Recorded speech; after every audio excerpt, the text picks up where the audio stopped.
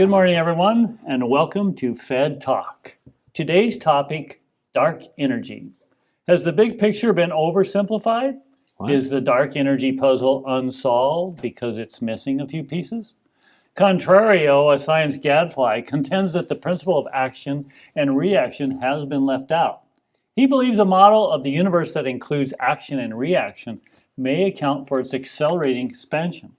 Stan Darcy, on the other hand, an advocate of consensus science, is here to defend against this accusation of oversight.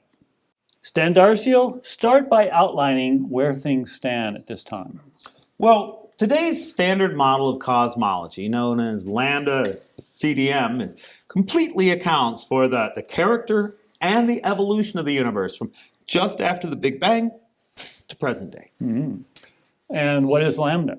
Lambda is dark energy. And what is dark energy? Some background. In Newtonian gravity, any finite collection of matter has a center of gravity, and it will collapse to that point. But the infinite universe has no center.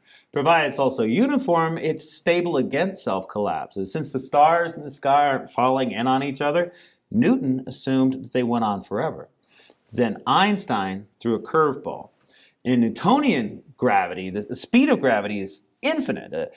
Einstein reduced it to only the speed of light, from infinite to finite. That creates a velocity dependence. The effect is small because light's very fast. But for example, Mercury is orbiting the sun at quite a clip, and a small discrepancy had been observed between theory and prediction. So by correctly accounting for gravity's finite velocity, Einstein's theory exactly predicted Mercury's observed precession.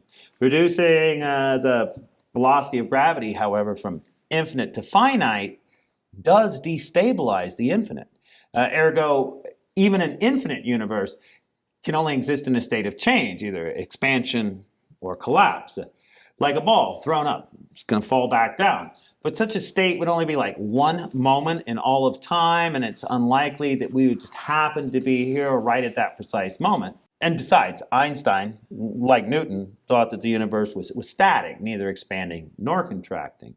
So Al added in some anti-gravity to his equations to keep the universe from, collapsing in on itself. He chose the letter lambda, it's a Greek letter, lambda, to represent that. But then in the 1920s, it was discovered that the universe actually is expanding, and at very large rates. They just needed some larger telescopes to see it. Lambda was thereafter, removed from the equations or assumed to be zero. But then, in 1998, using even bigger telescopes, it was discovered that the expansion is actually accelerating, and lambda was put back into the equations. It's not zero after all. It's small, but not precisely zero. Lambda is 10 to the negative 52nd per square meter. So that's a decimal point followed by 51 different zeros.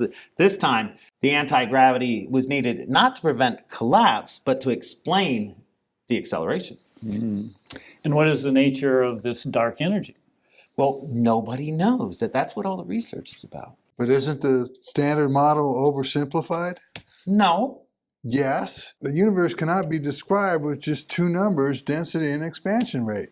3, density, expansion rate, and lambda. Now, in the early universe, density was high, and gravity slowed the expansion. But density falls off with the inverse cube of distance, okay? Whereas dark energy may be a constant. As the expansion proceeded, the density of matter eventually became less than the density of the dark energy. The slowing stopped, and the expansion began to accelerate. But you have no idea what lambda is, and you've left something out. No, we haven't. Yes, you have. Specifically, the principle of action and reaction is missing from the model. Star and galaxy formation constitute action, which must by necessity induce a reaction. The action of star and galaxy formation is one of collapse. The reaction to collapse must be its opposite, expansion. Yet this expansive factor is entirely missing from the standard model. Why add an unknown, dark energy, when you have failed to account for the known? But we have accounted for the known. Where? Show me. You just don't understand. It's No, I Still don't understand. understand. I'm saying the reaction to the action of star and galaxy formation has not been accounted for in a standard model. The model has just two numbers, except for dark energy.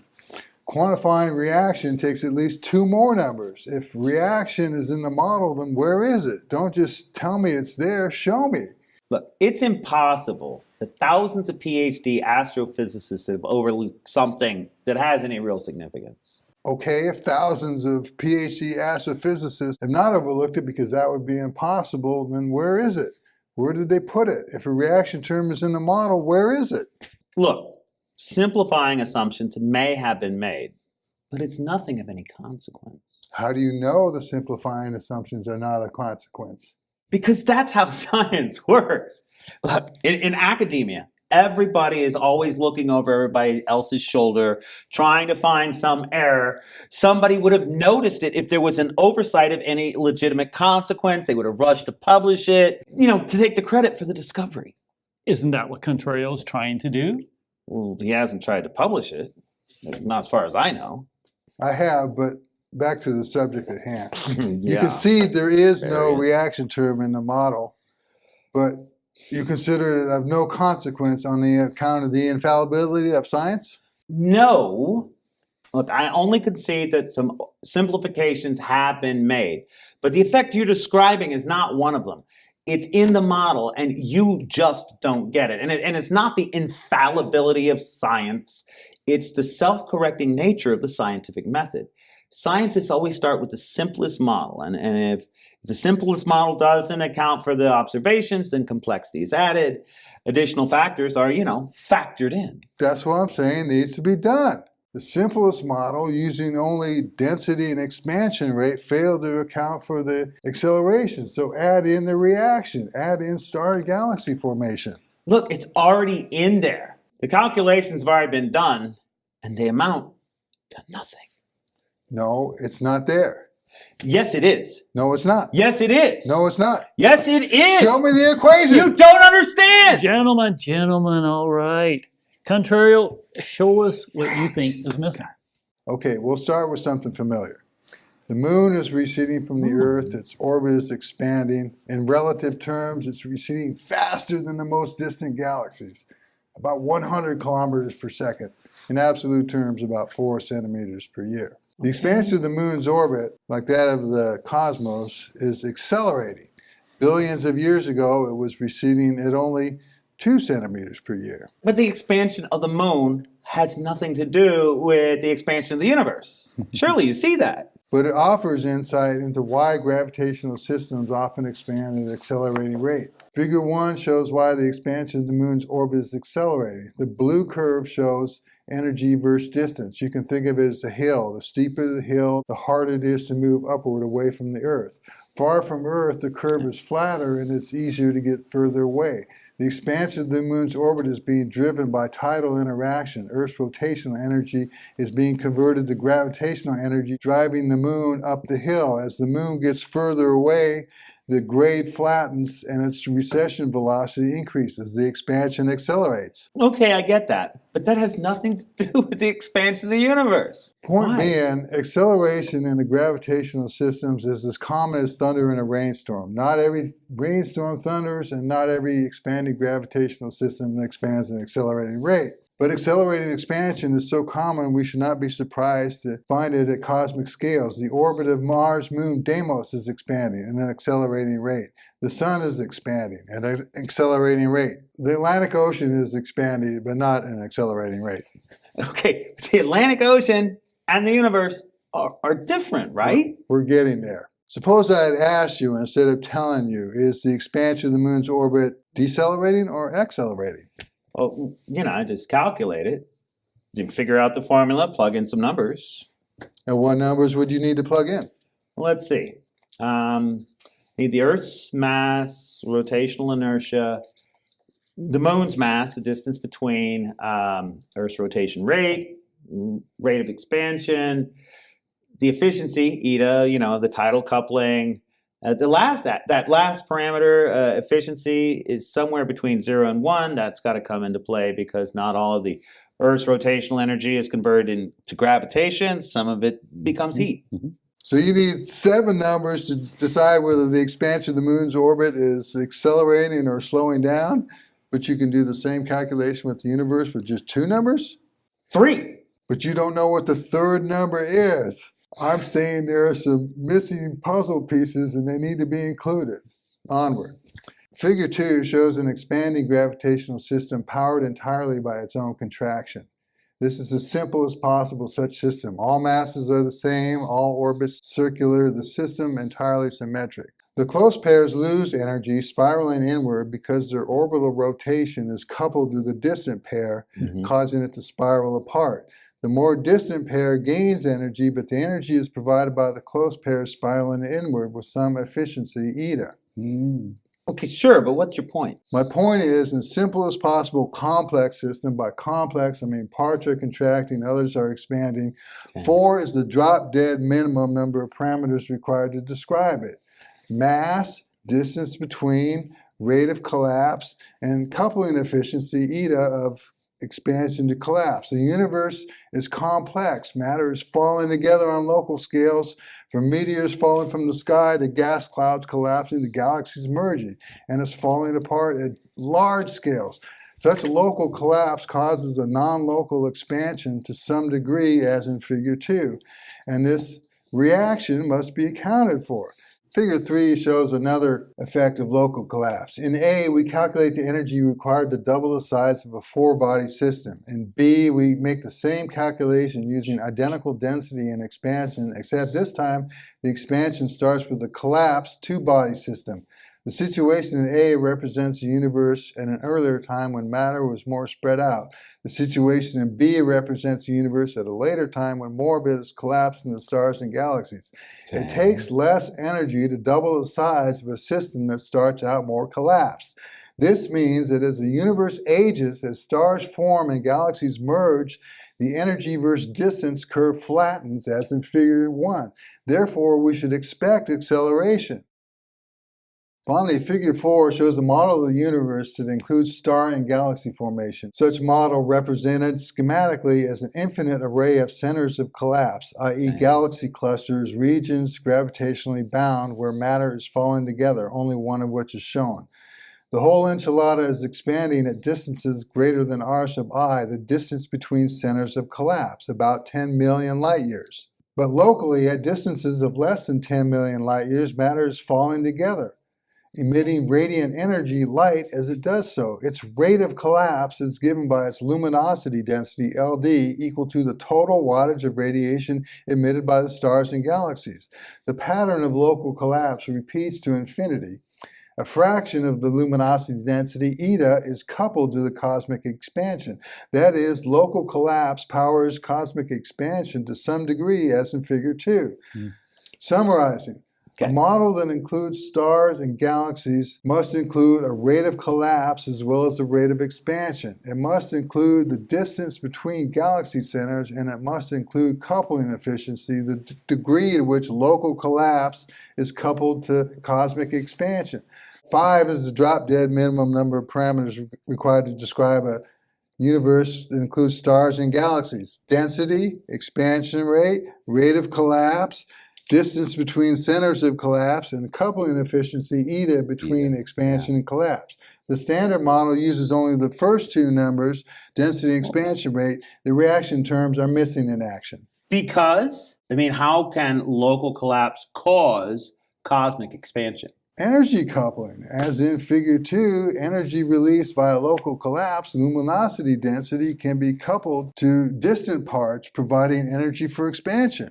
But how? You're just hand-waving. How? The same way energy from the sun is coupled to comet dust, causing comet tails to always point away from the sun. Sunlight is coupled to comet dust, pushing it right out of the solar system. How? That was covered in Physics 101. But in GR, E equals mc squared. Energy in any form acts like the equivalent amount of matter, causing gravitational attraction. Radiation has energy. Energy results in gravitational pull. Ergo, radiation emitted from a local collapse would slow expansion, not accelerate it. You mean the reaction to the collapse is more collapse? The reaction is in the same direction as the Okay. action, not opposite it? I wouldn't phrase it that way. In GR, energy is just energy. In whatever form, it always works to produce collapse. You mean GR predicts that sunlight will cause comet dust to fall towards the sun instead of away from it?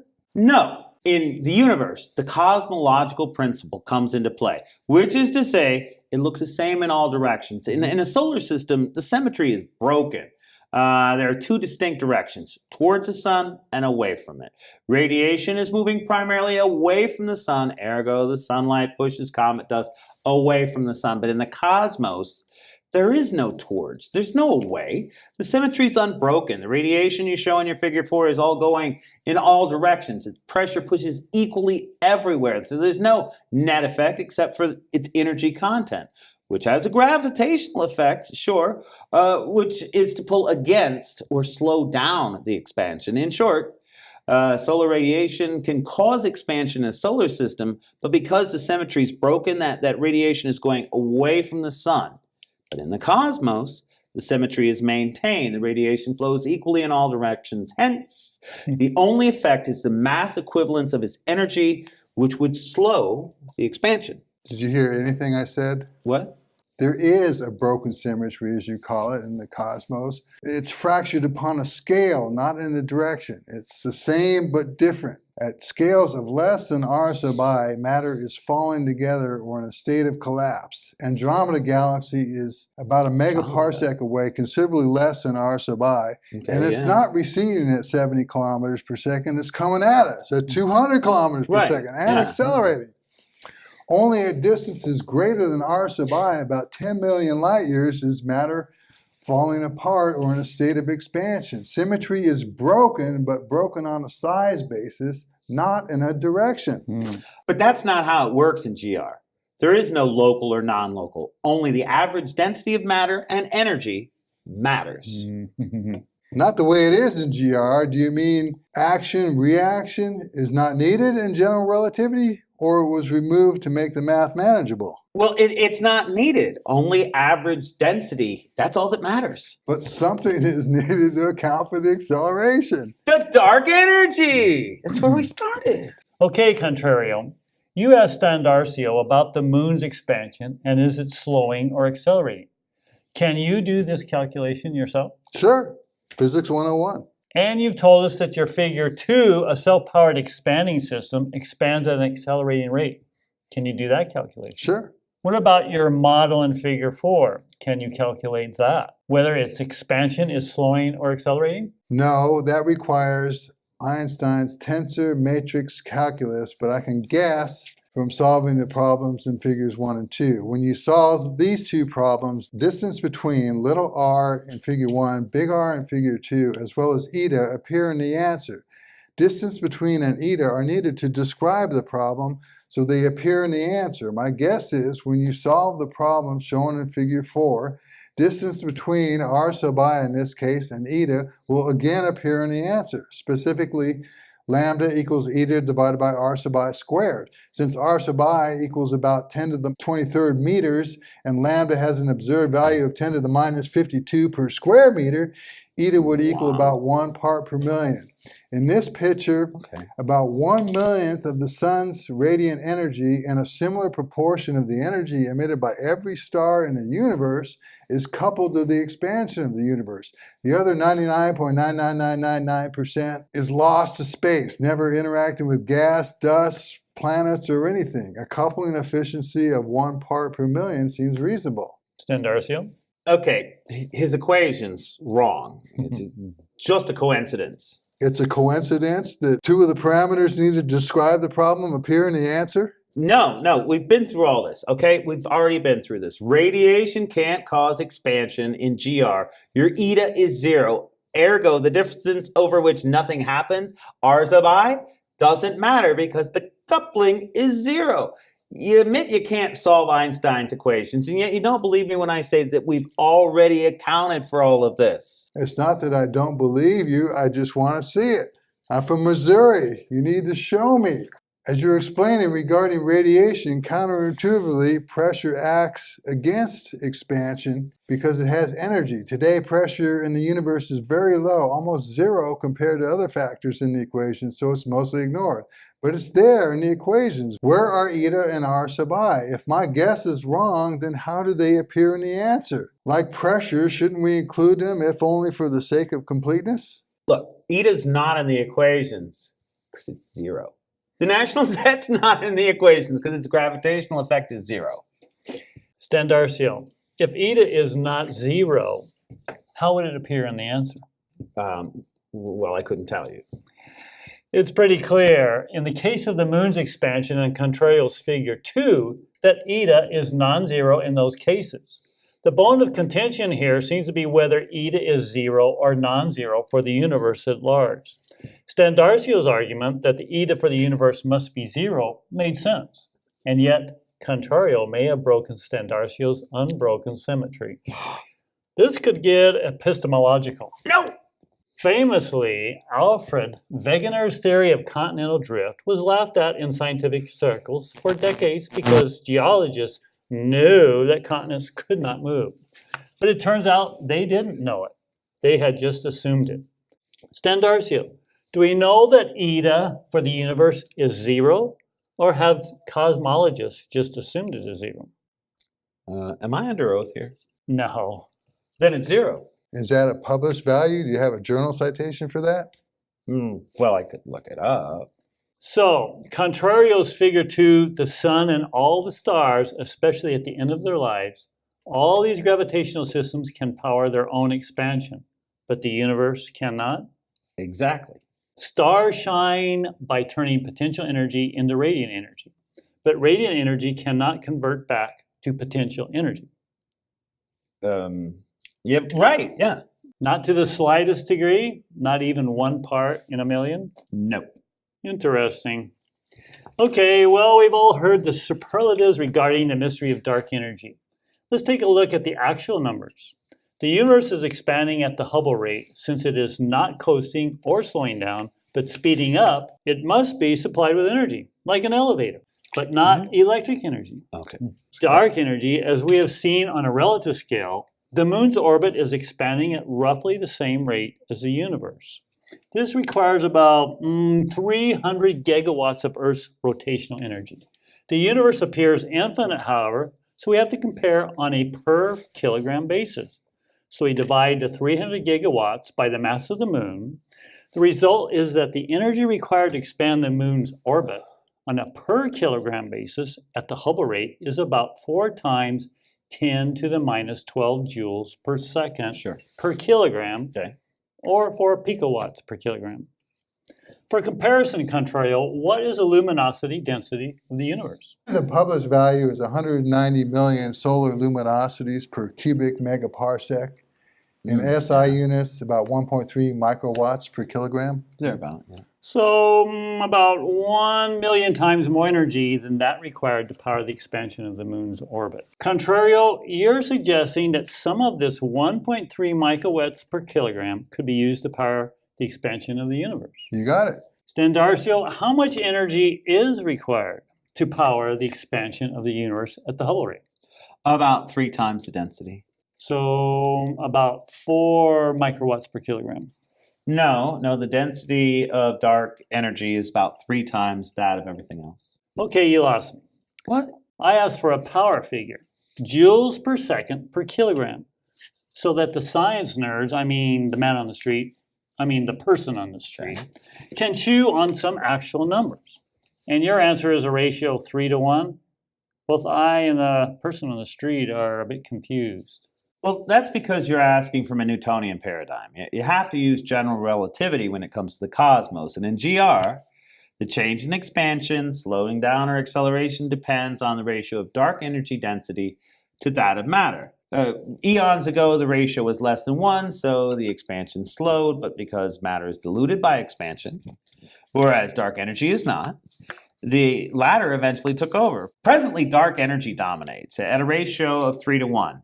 And that's what's needed to account for the acceleration, as well as the other observations like the cosmic background, the flatness. Its density must be around 3 times that of everything else. What we haven't accounted for is the nature of dark energy. Wait, earlier you said dark energy was so much per square meter. Now you're ascribing to it a density that's kilograms per cubic meter. Which is it? Both. We'd have to delve into the maths to show their equivalence, but it's both. And keep it simple. Keep it simple. The conversion from per square meter to kilograms per cubic meter requires ignoring all the complicating factors I've just described. And if you include these complicating factors? God knows, it might actually make sense. A likely story. Yeah. Well, folks, there you have it. Does a model of the universe have to include stars and galaxies, contraction rate as well as expansion rate? Must the gravitational model include distance between the objects doing the gravitating? And must energy coupling from near to far be taken into account? Or, as Standarsio maintains, do all these messy complicating factors go away when considering the whole universe? Because at large enough distances, it looks the same in all directions. It has no broken symmetry. Or does it? Does symmetry breaking upon a distance not in a direction have to be accounted for? I can't solve Einstein's equations. I can't say. Nonetheless, the mystery remains. It's not unheard of for nature to be more complicated than first thought. The situation would seem to call for scientists to double-check their simplifying assumptions. Okay. How would eta appear in the answer if it's not 0? Thanks for joining us, folks, and stay tuned.